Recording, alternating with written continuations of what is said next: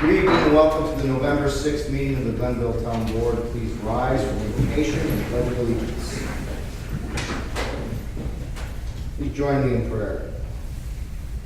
Dear Lord, each of us has arrived here on different paths. Each of us with our own experiences and unique perspectives join together in a common cause. And when our work here is done, each of us will depart on different paths. But while we are together here, we ask that you make strong in our hearts that which unites us. Build bridges across all that divides us, and united make us rejoice in our diversity of thought and perspective. We ask this in your name. Amen. Pledge allegiance to the flag of the United States of America and to the republic for which it stands, one nation, under God, indivisible, with liberty and justice for all. Please call the roll. Let the record show Councilman Milan is absent. Councilman Phillips Here. Councilman Ramatar. Here. Councilman Rosbowski. Here. Supervisor Kensley. Here, of course, the agendas are up front, and if you have one, you can follow along. We have a fairly modest meeting agenda tonight. We'll start with town council reports. I'll start on my left, Councilman Ramatar. No reports, Mr. Supervisor, tonight, but I do want to say thanks to the residents that came out to vote last night. I appreciate that, and I appreciate another opportunity to work for them another 4 years along with yourself. Highway Superintendent Tommy Capola and Jim Martin. Obviously, we're always looking for ways to not only save lives taxes, but increase the quality of life here in Glenville. Thank you. Councilwoman Rosbowski. Yes, I just would like to report that we have our leaf season in full swing right now. You can check the website, www.townofglenville.org, to see what neighborhood, what section we're going to be in. Again, please rake your leaves to the curb. Please do not place them in the roadway. And if you have any questions, you can call the town garage, and they can try to help you with whatever might be next. Thank you. Councilman Phillips. I have nothing to report. I don't have really a report other than just take a moment and want everyone to wish Councilwoman Rosbowski a very happy birthday today. Today's her birthday. Happy birthday. You have Facebook and you remember that. See that? I'm old school. So we have a couple of public hearings. We'll get to those obviously immediately. And item number 5 on the agenda is a public hearing that can be reached for the 2014 preliminary budget for the town of Glenville. So we're going to open that public hearing. Anyone wish to be heard on that matter? Mr. Clinton. I'm in the chute? You're in the chute. Okay.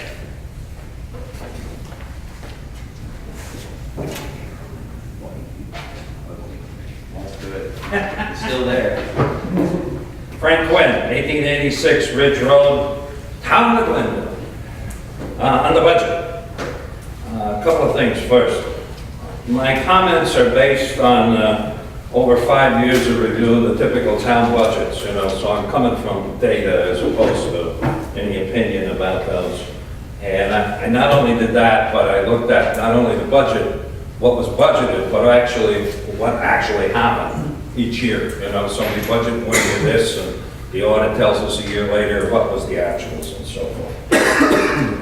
You may know, I'm sure you all do, I spent 8 years up there with you folks, and as the last four were as the town supervisor, so I had to put together a lot of these budgets. Can you pull the microphone up? Pull the microphone up. We want to make sure to get you on tape. Oh, good. Okay, Linda, you got me? So, based on my 8 years on the town board and submitting these budgets and obviously going over them and signing check after check after check, year in and year out. So, my comments are going to be primarily based on the 3 main funds, although I will make one comment on the water and sewer funds. All right? And so, I wanted you to know, I'm not talking about all the budget, I'm not going through line items, I'm not doing that stuff.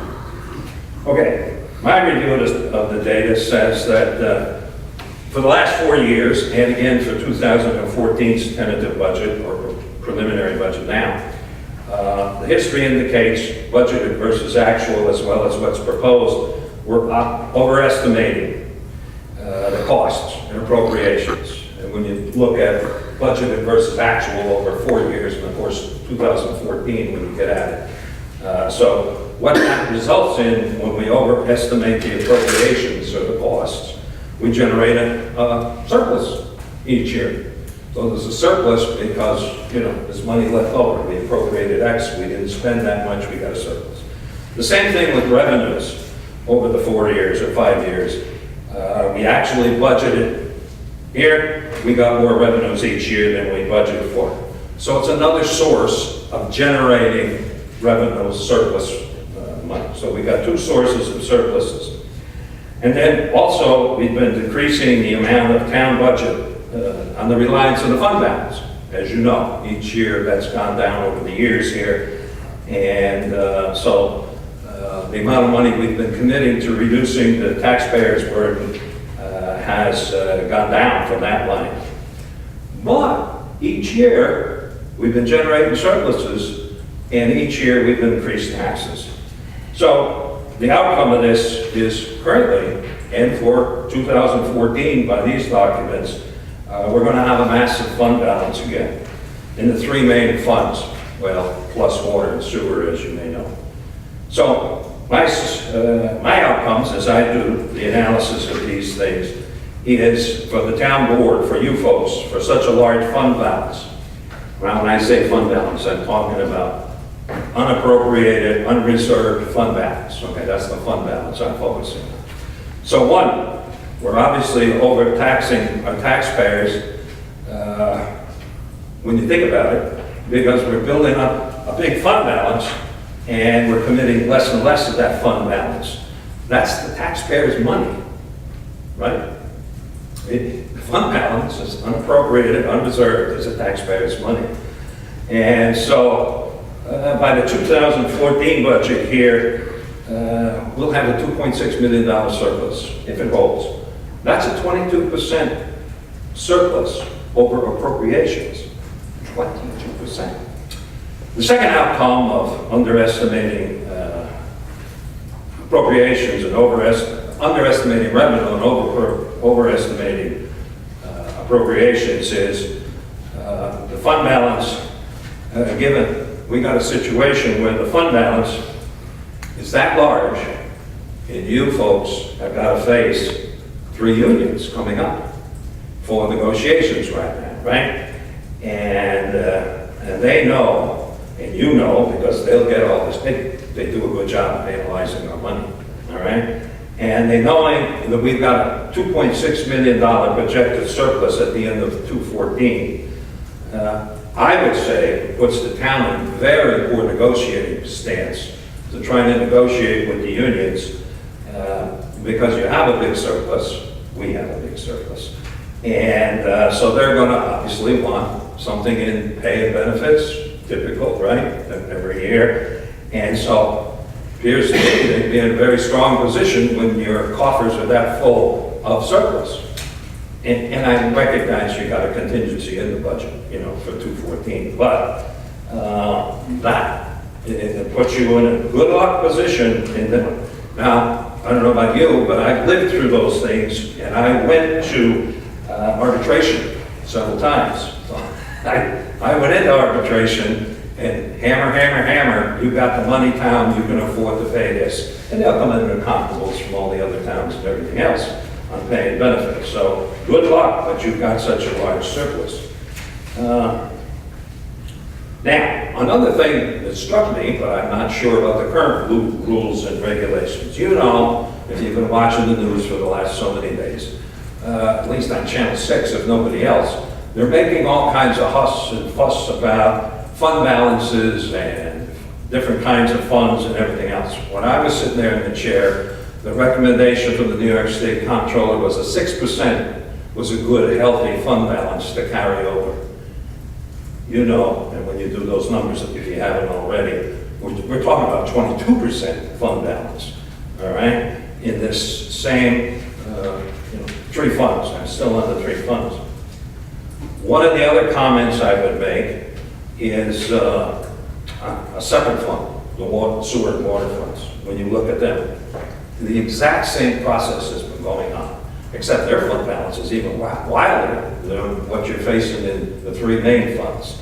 So again, we're overtaxing the people, and we're in a poor position for negotiating with any of the unions that have to do with water and sewer and those. So overall, 214's budget, we're raising taxes, and that includes a contingent, as you know, that's in there for cash outs and buyouts, while keeping this very, very large fund balance. Gives the it's time for us to give back to the taxpayers some of that fund balance. So without going through all the numbers, you got the numbers, I got the numbers, we all know how they work. My recommendation for the town board, based on historical data, right, is to use more or commit more of that massive fund balance that we've got. Take the money out of the unreserved and unappropriated fund balance for, at a minimum, a zero tax increase for 2014. If I was sitting on the throne, I'm not, I know that. Realistically, you can cut taxes by a minimum of 5% and still have a very, very large fund balance. And you would be well prepared for any unanticipated things that come up in the coming year, for sure. So, I wish you luck in preparing for your union negotiations, given that size of that fund balance. And we know certain unions and union members have been contributing to campaign funds for everybody. I hope they're not coming to collect on it. If you want the numbers, I haven't pulled them out individually. You can have a copy of them, no trouble. Okay, with my comments, this is our chance for a zero tax increase. Certainly a chance for a cut of 5%. Thank you. Thank you. Anyone else wish to be heard on the budget? Going once, going twice. Public hearing is now closed. Move on to the second public hearing of the evening is the public hearing to hear all persons interested in the adoption of the new floodplain map. So I will open that public hearing. I think it's appropriate if we start with just a quick review, Paul, for people. If they want to make a comment, let them know just quickly what we're doing with this. And then we can go to anyone else to be heard. For starters, the town of Glenville belongs to the National Floodplain Insurance Program. We don't have to belong to that. If we don't, no one can get a mortgage from a federal bank, which basically means we have to belong to it. To participate in it, we have to basically adopt these new firm maps, flood insurance rate maps, by January 8th of 2014. The maps we're using right now were from 1984. They're coming up almost 30 years old. They were not very accurate. They're very hard to read. They started in 2009 with the remapping process using a technique called LIDAR, where it's within 6 inches. So these are very accurate maps. They've overlaid them onto aerial photographs, so they've benefited us greatly, and there's probably close to 100 homes that are actually going to be taken out of the floodplain as a result of this remapping. So significant savings to those people in flood insurance. Average flood insurance is $1,200 to $1,800. So these people have been paying flood insurance since 1984. They've never been in a floodplain, and the banks have required them to have it. So significant savings to the residents.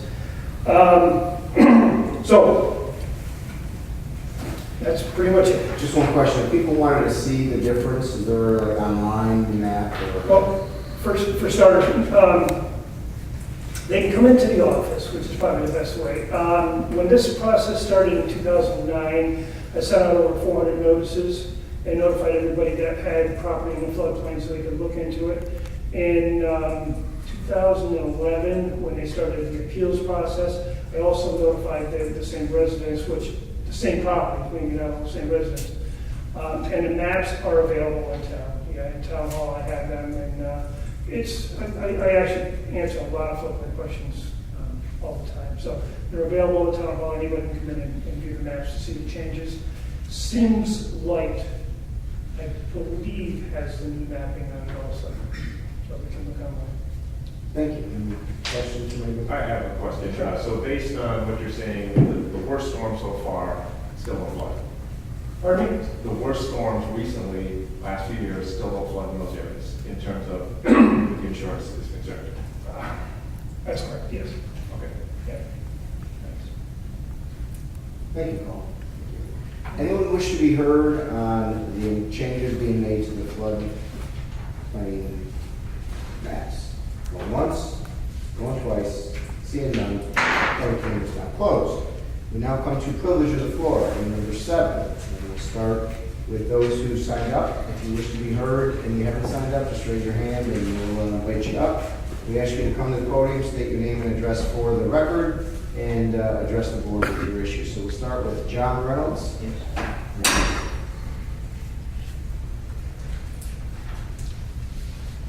just gonna do it. I did that last. Thank you.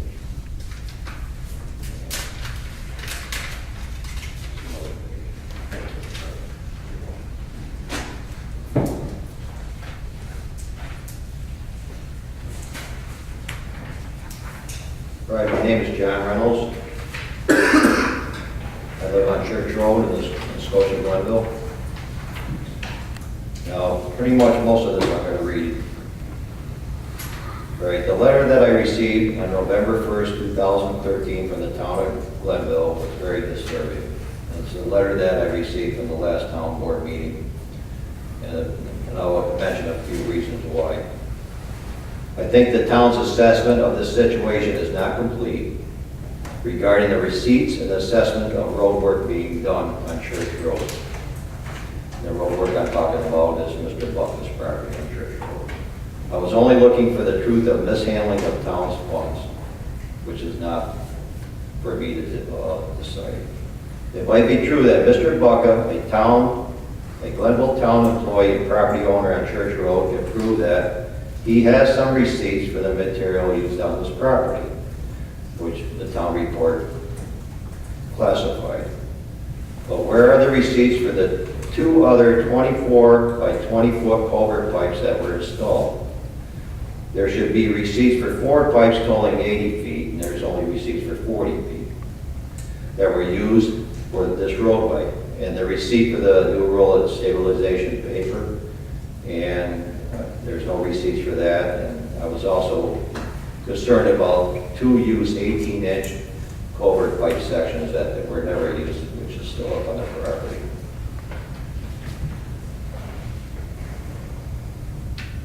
All right, and another statement that was in the letter that you sent all the residents on Church Road, saying that Mr. Bucka was a welder. Well, I said here, and for the statement in your letter that Mr. Bucka is a welder for the town, why is it that on Wednesday, September 4, 2013, at 10:30 a.m., Mr. Bucka was seen with a town 1-ton town truck, and he was driving it, and he was parked on his land with a fresh load of cold patch, it might have been blacktop.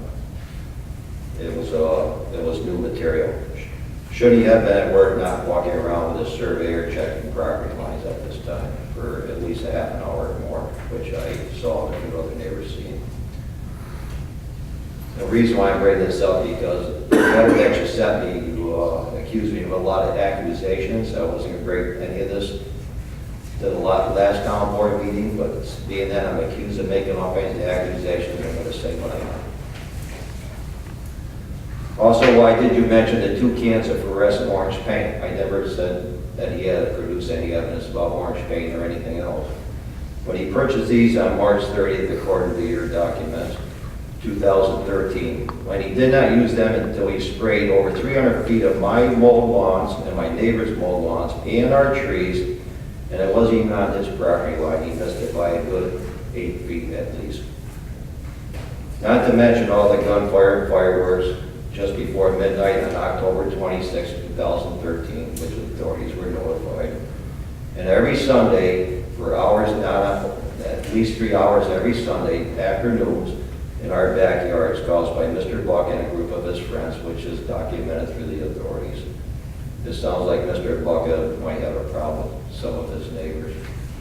And it's not just a few of us, it's quite a few of us.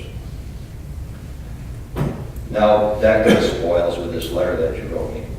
With regard to the so-called spoils and the backfill that was provided for this project. My only concern was for the watershed and the fish pond that when I was a kid, I used to fish in it, I used to swim in it, I used to ice skate on it. I've been on this road since 1949, and I did leave for a number of years when I'm back. But anyway, at least 20 plus dump truck loads, camel dump truck loads were dumped on this property for backfill. It's at least 20 plus. You're saying there's no cost to this, but if you bought 20 truckloads of backfill, it would be quite costly. Well, being a hazardous waste worker and a supervisor, and I do have a commercial hazardous waste license, and I've had one for a number of years, 20 plus years, and asbestos license and all kinds of licenses, and I can prove that. There's no way I would consider this clean fill. There's no way, especially since we do not even know which ditch line this came from, which roadway this came from, or what parking lot most of this came from. These are hidden contaminants that's been in ditch lines and under parking lots and roadways probably for the last 60, 70 years that have just been unearthed. You can't say that this is 100% clean fill. This was my biggest concern. This is why this was all brought about in the first place.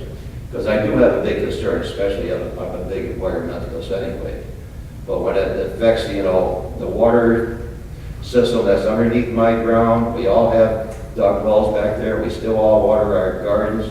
There's a stream that comes out of this fish pond that goes into the Indian Kill, which goes into the Outlaws, which goes into the Mohawk River, which I won't consider that clean. But anyway, continue on here. A permit was issued on July 9th, 2012, by your permit, man, to install a 30-foot culvert pipe by 18 inches. The last week of June 2013, we received a sizable rainfall. We all know that. At the time, I took my daily walk. I've been walking this land for years and years and years. I took my daily walk out back and noticed that the pipes Mr. Bucket had installed at the time were two side-by-side 24 by 20 foot pipes that could hardly handle the influx of water running under his roadway.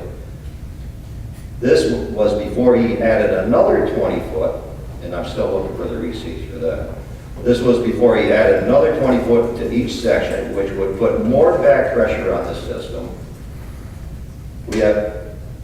We had even greater rainfall amounts during the past 2 years. We know with Irene and Lee, if this happened back in them times, that it would have blown the whole thing right up.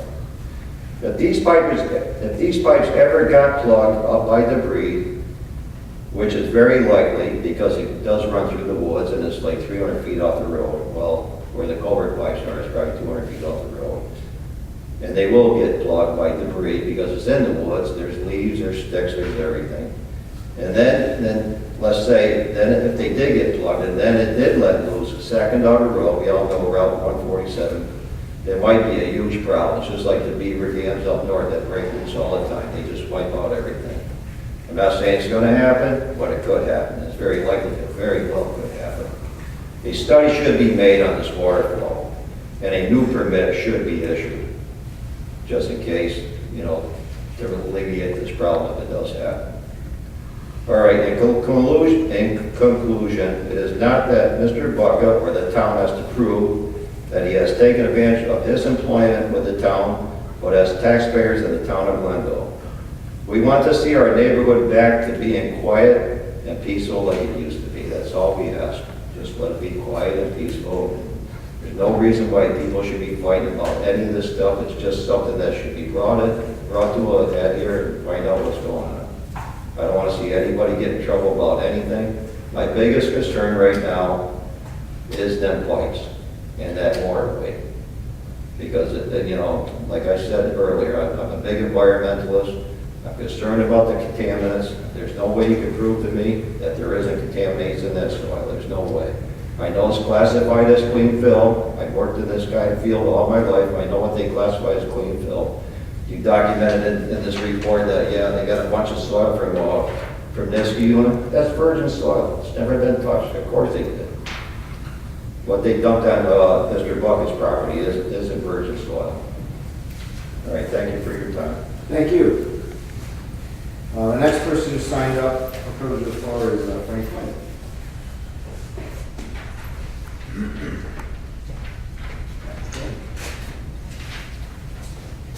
Same Frank Quinn, same address, right? Nothing new.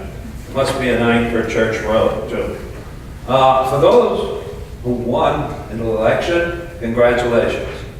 For the loser in the election, I offer my empathy. Been there, done that. Right? I ran for the county ledge once.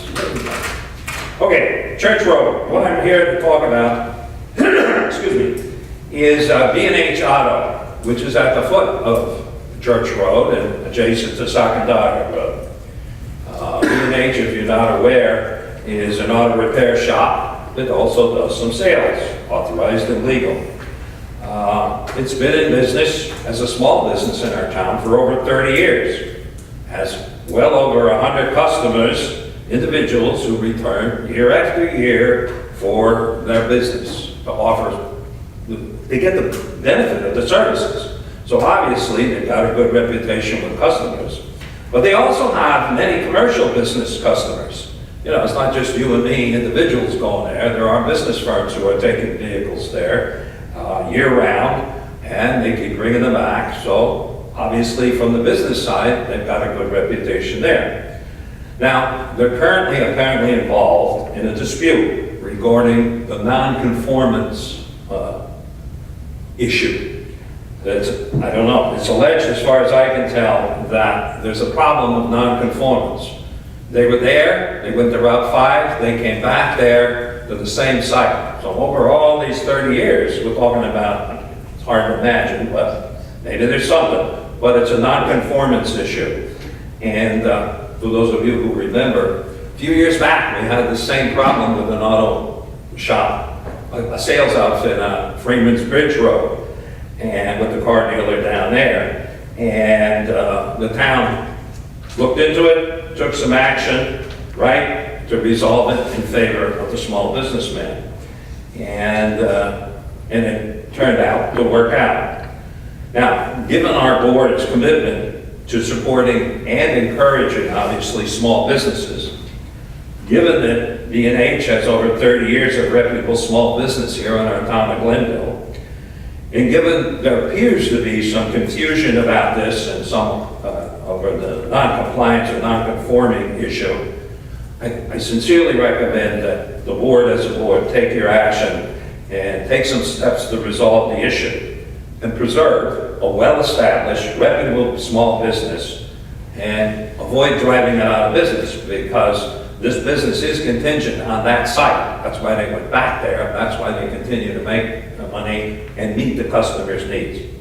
Now, for transparency, I live in the neighborhood, number one. Number two, I take my cars there to be repaired. Okay? Thank you. Thank you. Anyone else wish to be heard, privilege of the floor? Yes, sir.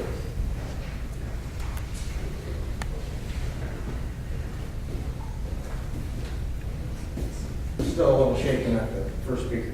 My name is Joseph Budka. I own 7099 Saginaw Road. It was kind of ironic to see my neighbors in here talking about me at the last board meeting, so I figured I'd come here and let you guys in on everything that's going on. Mr. Reynolds, being so concerned with this creek, was concerned about he wouldn't be dumping his own brush in this creek and sit next to the neighbor where this all started from. On May 4th of this year, my immediate neighbor at 172 Church Road dug a trench through my property by 33.7 feet with a black corrugated pipe, dumping his distribution box into the creek. Okay, this protected creek.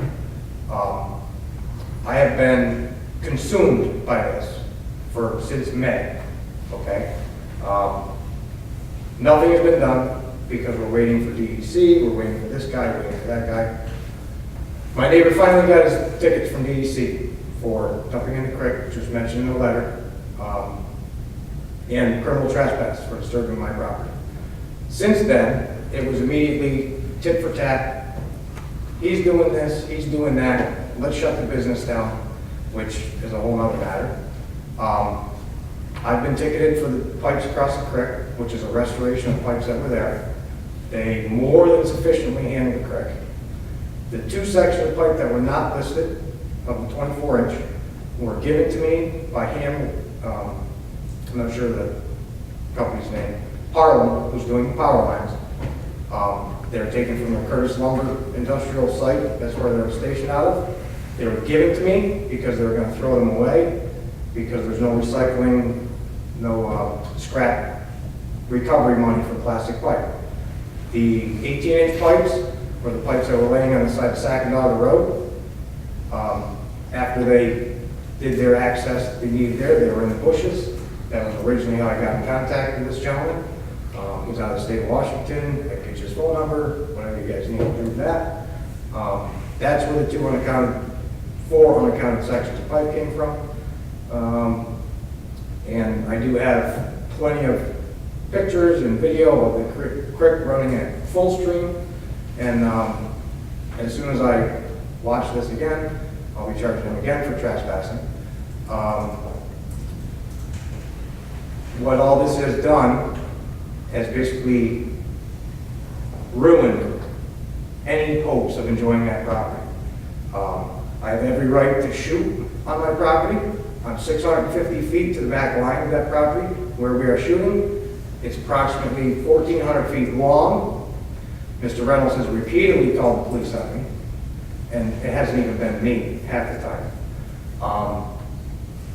And he's concerned about shooting, and he's also had a tree stand set up since he was in diapers apparently on the property, 25 feet from where we're shooting. So I don't understand. It's okay for him, not okay for me. He's been caught. I have pictures of him multiple times on my property.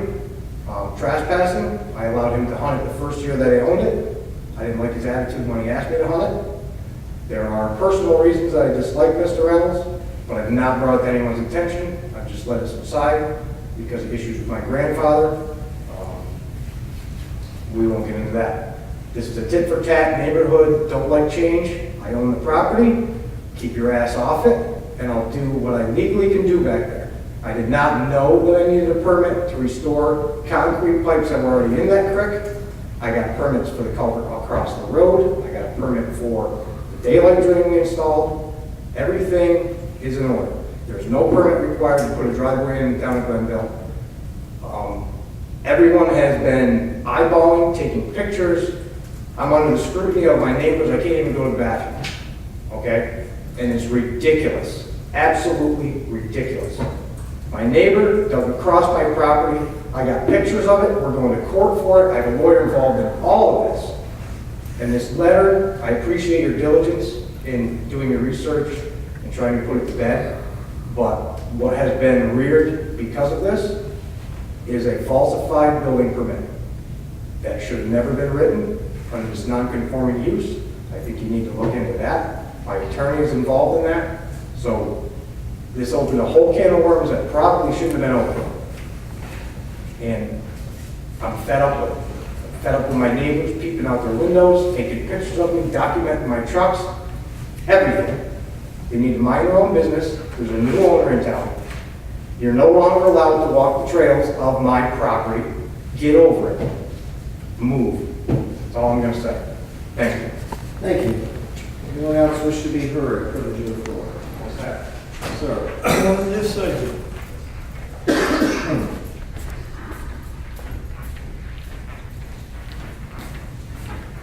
I'm Jerry Creasy, and I live on Church Road also. I don't know what's been happening down below, but I've been hearing things that's been going on, but that's not what bothers me. What bothers me is what he said. I'm going to do what I want on my property. Now, we've been living there almost 40 years. Fine, you want to hunt on your property? That's great. You want to target practice? That's great, but not for 3 hours on a Sunday afternoon, 2 or 3 days a week. That's going above and beyond. Not shooting at 11:30 at night or 9 o'clock at night. Now, there's a bonfire also present there. Now, I'm assuming, this is just an assumption, that they were also drinking while they were doing all this, which I really don't care. They can do what he wants on his property, but he has to take into consideration what his neighbors are going through also. He has to be considerate for his neighbors. I don't know if I'm wrong about this, but you have to have some consideration. Personally, I have nothing against him. I knew his father was a great guy. But when you come in the neighborhood, you have to conduct yourself in a certain way in that neighborhood. Not be disruptive, but be of a joining force. That's all I have to say. Thank you. Anyone else wish to be heard? Come to the floor. Anyone once? Sir. I just want to add one more thing. If you look up in your prohibited acts and your codes, 270-91, you get a chance, 270-91. And I'll just read 10 and I'll read both. There's a whole list of them.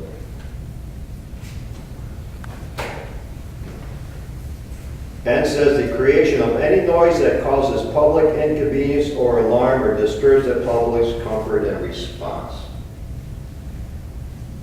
Bold says the creation of any noise that exceeds 75 decibels at the adjoining property line. There's a whole list of them. And it's your code. It's a violation. It's not a misdemeanor, it's a violation. But it's your code.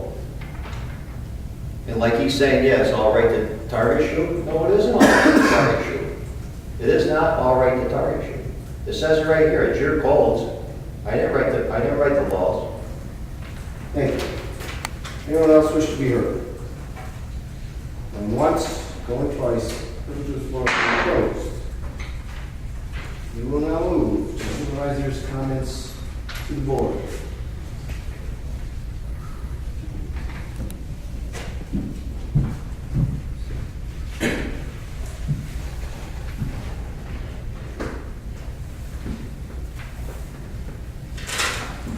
I just want to start by first of all saying, very disturbed and sorry to hear that this is going on Church Road between all the neighbors. This certainly isn't a good situation for you and you and you. And I don't know what the answers are right now. We'll talk with Mike. I think we did a pretty thorough review and answered a lot of these issues already.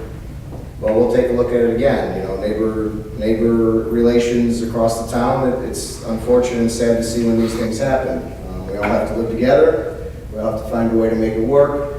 I'm sorry that you're airing them here. I think a lot of this stuff can be dealt with individually, one-on-one. But I'd like to try to move beyond this and see if we can find a resolution. On a happier note, I do want to congratulate the winners of the election. Quite a showing. We don't have any losers just yet, Mr. Quinn. We'll wait on that one.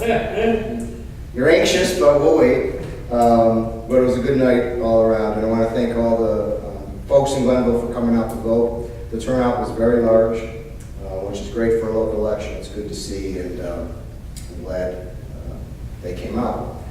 Looking forward to another 4 years with all of you. And of course, looking forward to welcoming Jim Martin, who's going to be a great addition to the board. I do want to just correct one thing or make a distinguish regarding the budget and the fund balance. It's an issue near and dear to my heart. I'm absolutely convinced that we need to reduce our dependency on the fund balance, not go the other way with it. I think Moody's has affirmed that decision in the bond rating. A big part of the bond rating increase was that we began to wane ourselves off of using fund balance to plug the spending holes in the budget. But just one thing I want to correct or again point out, our 20% is actually the standard of the Government Finance Officers Association of fund balance. We are right in the range of where the GFOA wants fund balances to be. So it's not completely the full story when we talk about the 6% from years ago. I believe that the comptroller was cited, but it's the GFOA's standard of 20% that we try to adhere to, and we're right about there, so I'm very comfortable with that. wanted to just bring you up to date on a few things if you haven't already read, or if we haven't already talked. Obviously, you read in the paper, and I know we've talked about the water agreement with Clifton Park. That's going to be a tremendous benefit to us here in Glenville. They're going to commit. We will be, I know Mike is working with their attorney over there in Clifton Park on the agreement, but it's an 850,000 gallon per day guarantee at $2.40, which will bring us about $500,000 in new revenue to the budget. So that's very good news, and obviously we'll be taking action on that at the next board meeting.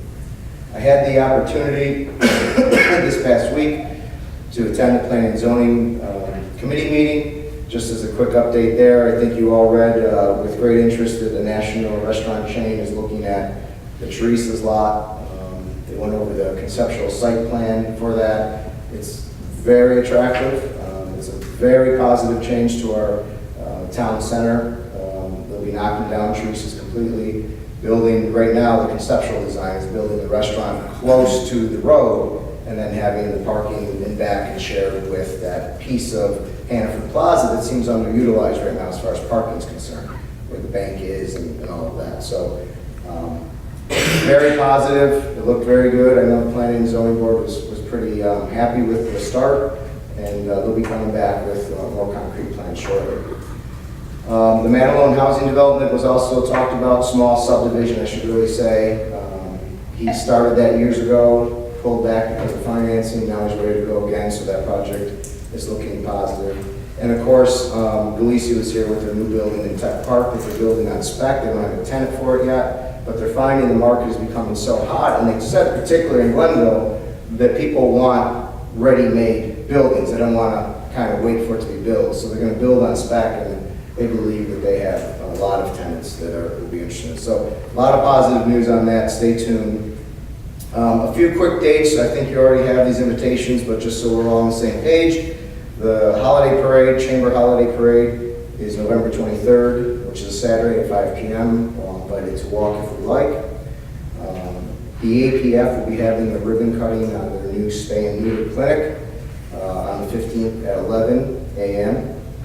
And then Stewart's, conveniently, right almost next door, the same day at noon, will have their ribbon cutting and special day. So that's going to be nice if we can all make that. Well, before we go any further, I do want to point out, I think we all talked about, we do have a new videographer here with us, joining us. His name is Ben Moore. We welcome him, and we look forward to working with you, Ben, in the coming months and hopefully years. So, welcome. Thanks. Just a few more quick things on the economic development front. We launched our Shop Glenville for the Holidays program that we talked about. It's a marketing program. We're trying to encourage our residents to shop Glenville. We have in the hometown a partnership with the hometown where they will have the ad Shop Glenville for the Holidays. And what we did is we took a map of our commercial corridors and then identified all the different shops and opportunities, labeled them with a directory of where you can find wine and what you might be looking for. So it's really a message we're trying to do over the holiday season that Glenville really has it all right here. This is where you should be. This is where you should keep your dollars. And it's a Shop Glenville program. You'll see that in the hometown coming out in the coming days. We also launched our economic development website, which looks pretty cool. It's townofglenville.biz. It's a website meant to market outside of the local area. Obviously, we're trying to reach developers across the nation. It is a phenomenal website, full of resources for developers, really a compelling reason why they might want to bring their business here, why they might want to look at Glenville. And that was launched on the 1st, so if you get a chance, take a look at it. It's really a nice site. Quick housekeeping. As you know, the applications for a few jobs are out right now. We did a news and announcements on it. We'll be taking the resumes until Sunday, November 10th, on 3 positions. Deputy Receiver of Taxes is a position, open real property technician, and of course, assessor. So if you know of anybody, make sure they get it in by the 10th of November. And lastly, two quick things. Committee and commissions, we will be looking at reauthorizing those and membership for those. So anyone you have a liaison with, please get to them and figure out a chairperson who's up for appointment, because the organization, Jamie and I are getting ready for the organizational meeting, and we're gonna have to do the appointments, reappointments for the organizational meeting. That's coming up soon. Lastly, get your strategic plan out, dust it off, take a look at it. We're gonna go over that at the next work session, what we did, what we didn't do, what we should do in 2014, and really start, again, Jamie and I are looking at what our strategic plan is for 2014. I've asked a few committee chair people that I work with to give us some ideas for the 2014 plan too. So when you're talking to your committee chairs, please get ideas from them and submit them to preferably me, and we'll get it worked on. Any questions or comments for me? Thank you.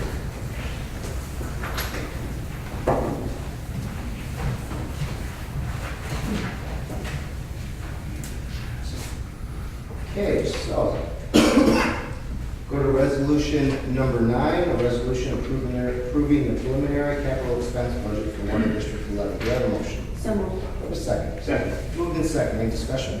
Mr. Supervisor, this is to, motion is to approve the preliminary capital expense budget for Water District number 11 and extensions number 1 through 39, and also any estimated revenue that will be coming from that.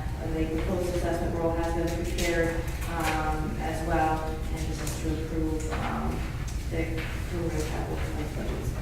Great. Any questions or comments on that? Seeing none, please call the roll. Take the roll. Councilman Pittavani? Yes. Councilman Ramichardt? Yes. Councilwoman Wozzachowski? Yes. Supervisor Pettsley? Yes, resolution passes. Before we go on, I failed to mention we do have an add-on. We have an add-on resolution number 1 at the end, which we'll take up before the business, and we have an executive session tonight as well. That we will go to as well. So I just forgot to mention that top of the meeting. Back to resolutions. Resolution 10, approving the preliminary capital expense budget for sewer 9. Do I have a motion? So moved. Do I have a second? Second. Moved in second. Any discussion? Mr. Supervisor, this resolution is to approve a preliminary capital expense budget for sewer district number 9 and request for extension for the year of 2014.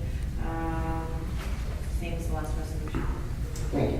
Any questions or comments? Seeing none, please record the vote. Councilman Pittavani? Yes. Councilman Ramichardt? Yes. Councilwoman Wozzachowski? Yes. Supervisor Pettsley? Yes, resolution passes. Next resolution, resolution 11, approving the preliminary capital expense budget for sewer district 1. Do I have a motion?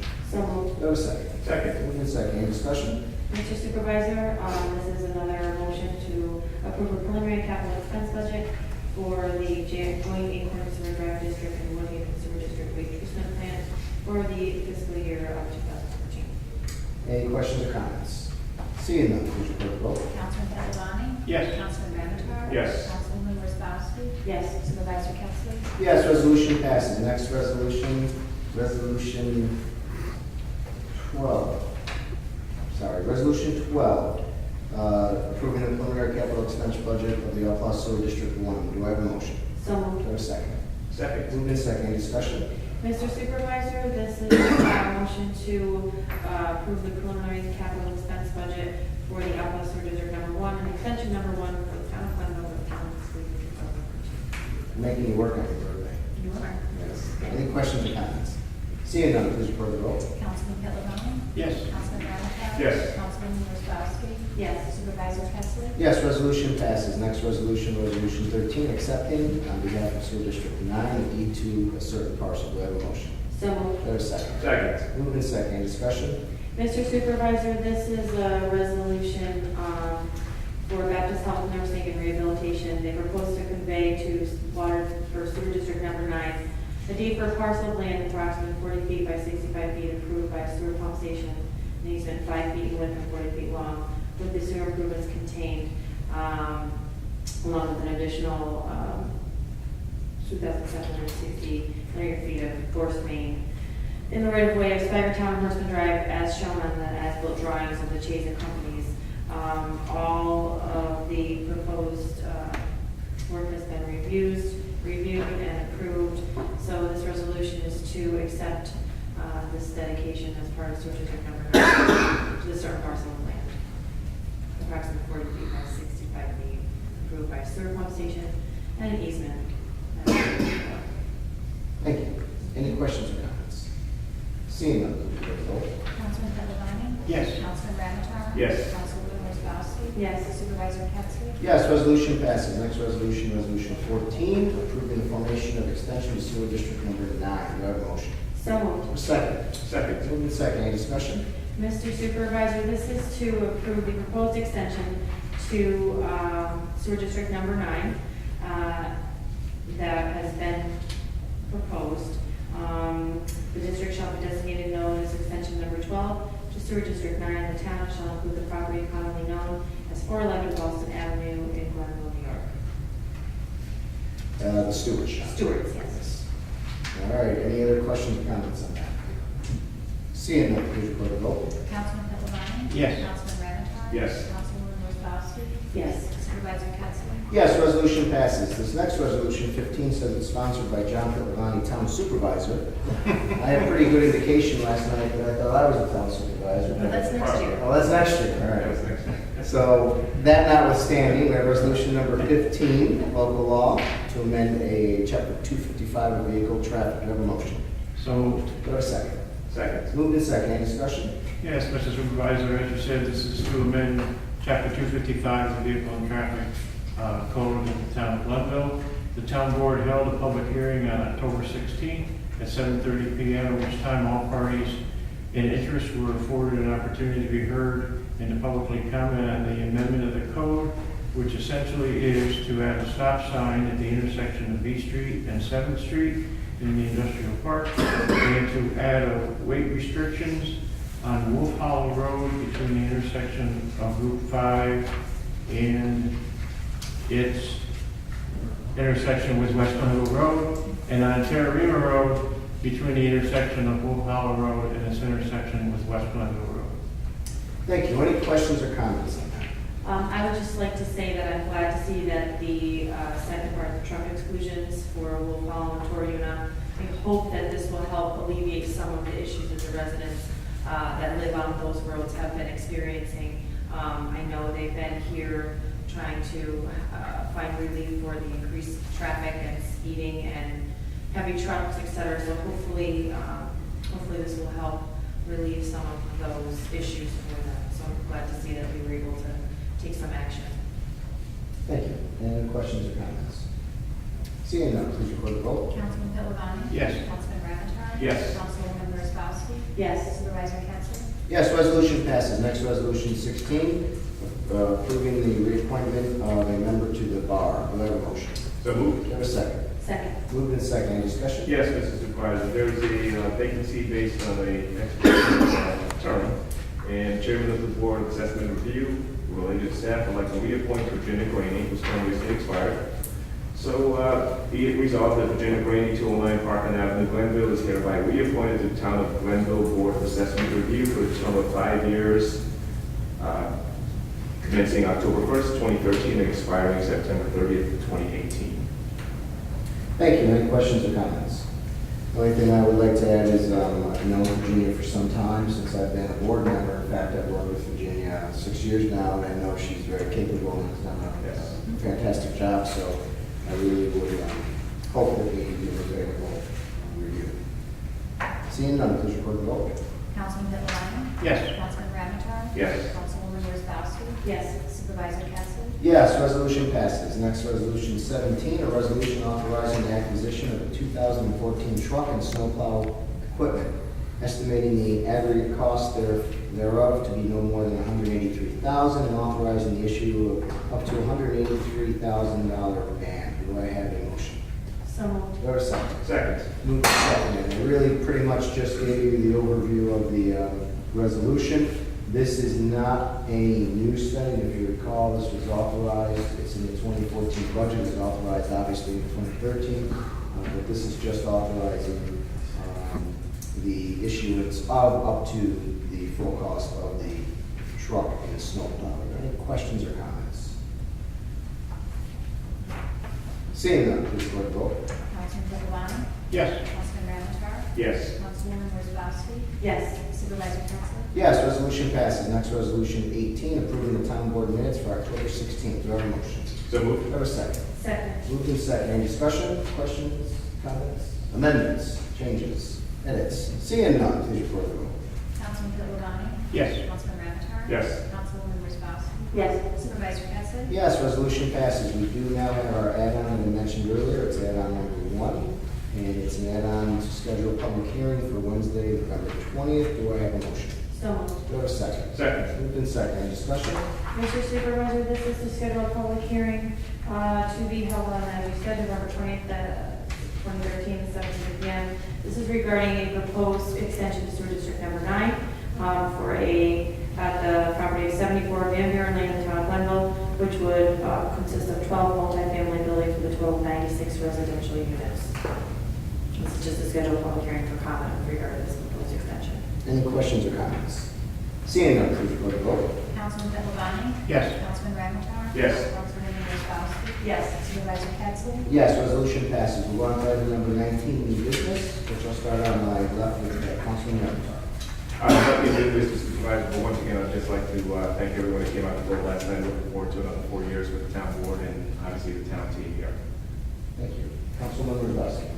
I would just like to thank all the residents who actually stayed for our meeting after they were done with their comments. I appreciate seeing new faces and people who don't usually come here. And I would just like to state with regard to Mr. Quinn's comments, of course he left, so you won't benefit from them. But as you point out, Mr. Supervisor, the reduction in the use of the fund balance is something that we had said we were going to set out to do 4 years ago for a number of reasons. When we took office, it was $1.3 million of our fund balance that was being used to keep your tax increase at close to zero. Now, I live in the town, I pay taxes, don't like paying taxes. I don't like raising taxes. However, I feel that we have been responsible in our small increases and reducing our use of the fund balance. It's allowed us to save hundreds of thousands of dollars on the debt that we have by refinancing it. It's allowed us to work a lot smarter with the town's money. I would vehemently disagree with this position that just because we have a large fund balance, we're in a poor position to negotiate a good contract for the town with our bargaining units. I think we've proven that we are able to negotiate fairly with them. We haven't been to arbitration once yet, knock on wood. And just for the record, in the 2014 proposed budget, the tax levy increase is a total of 1.59%, which is well below 2% at this point. The 2014 town bill for town residents, town outside the village, would be, average homeowner would see an increase of about $11.48 per year. I don't think that's an unmanageable increase for what you get when you live in this town. Additionally, the typical village homeowner would see a proposed increase of $2.88 for next year. So while we are raising taxes, we cannot dispute that fact. I think that we are trying to keep it reasonable, trying to keep it affordable. We're trying to just cover our costs that we cannot get rid of. We have things we have to pay for. Things cost more. So it's great to stand up and say that, you know, you have a surplus and you shouldn't, but when our bond rating increases, it pretty much validates everything that we've been saying, and just want everybody to have all the facts with regard to that. Yeah. Thank you. Don't be so fired up on the birthday. It's just being joyous. It's the whole story, three sides, you know. Thank you. Councilman Pittavani. She said everything else. No new business. No new business. I have no new business either. We are going to go to an we'll ask for a vote to go to executive session, discuss a personnel matter. So you're all welcome to stay. We do not anticipate any more public business, so I wouldn't recommend it after the executive session. I'll entertain a motion to go to executive session for personnel matter. So moved. Second? Second. Moved in second. All in favor? Aye. Aye. Any opposed? We'll go to executive session. Thank you.